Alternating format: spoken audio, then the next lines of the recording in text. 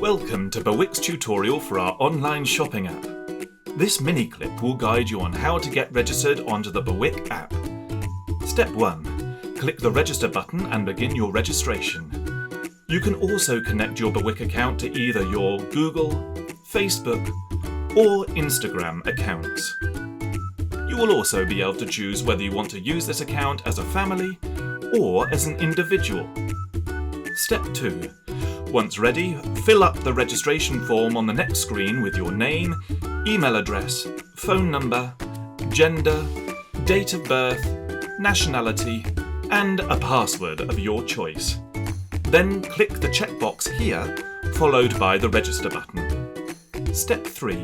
You will receive an OTP code that will be sent to your mobile phone. Key in the OTP code into the Bawiq app and click Submit. Finally, choose a delivery location on the next screen. You are now registered and ready to shop. Enjoy shopping with Bawiq!